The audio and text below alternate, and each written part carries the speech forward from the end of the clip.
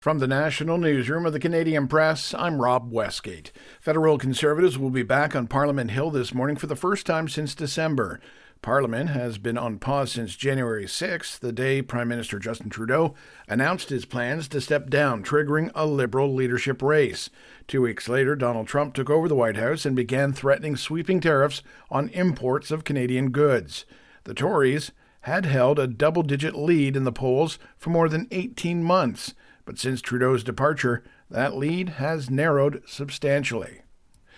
Canadian business owners are reflecting on the federal government's GST holiday. Some say it was a lovely gift, but not one that inspired the flurry of sales that some had anticipated. New data shows the number of transactions across all stores during the tax relief period actually fell 4% when compared with the same period the year before. That aligns with what Swag Sisters toy store in Toronto saw. Shopkeeper Aaron Salisbury says the tax break amounted to a lot of work for no real gain.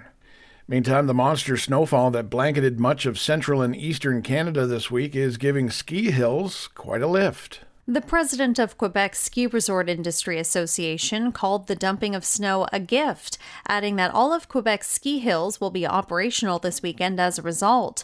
Meanwhile, the Ontario Snow Resorts Association says thanks to the heavy snowfall, many ski resorts will likely stay open into April. For some parts of the country, including southern Ontario and southern Quebec, more snow is expected heading into the weekend. Michelle Zedekian, The Canadian Press. A civil liberties lawyer says Canadian police who use private group chats among officers should think again if they believe their conversations deserve to be kept private. Aislinn Jackson with the BC Civil Liberties Association says officers should have no greater protection than ordinary citizens if their group chats reveal misconduct. Officers in 2 BC police forces, Coquitlam and Nelson, have tried to keep access to their chats private, arguing their rights are being violated. 3 Coquitlam RCMP officers face possible dismissal in a hearing next week about allegedly racist and sexist material in chats. Jackson says police accountability is paramount, and it's naive for officers to think chats should be secret. Terry Theodore, The Canadian Press. Onto the international stage now, where Ukrainian President Volodymyr Zelensky is expected to meet with U.S. Vice President J.D. Vance today at the Munich Security Conference.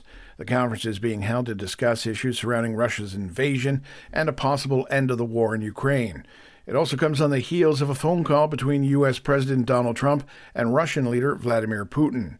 It is hoped that today's talks will shed some light on Trump's ideas for a negotiated settlement to the conflict.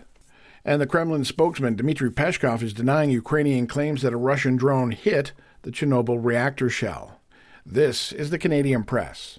In sports, starting off on the ice, Matthew and Brady Tkachuk each scored twice as the U.S. thumped Finland 6-1 in the country's 4-nation face-off opener Thursday night. Over to the PWHL, the Ottawa Charge shocked the Minnesota Frost 8-3. Onto the pitch, the Calgary-based Cavalry FC has been bounced from the CONCACAF Champions Cup after Mexico's Pumas, UNAM, posted a 2-0 win for the first-round series victory 3-2 on aggregate. In the NBA, the Warriors topped Houston 105-98. Dallas beat the Heat 118-113. The Timberwolves dispatched OKC 116-101. New Orleans needed OT to get past the Kings 140-133, while the Clippers edged Utah 120-116 in overtime as well. And finally, a group led by Donald Trump Jr. is infusing funding and some political muscle into the Enhanced Games, a sports festival that would hold track, swimming, and other events free of anti-doping measures. From the Canadian Press, I'm Rob Westgate. Thanks for listening. Don't forget to follow and subscribe. For more of today's top stories, visit thecanadianpressnews.ca.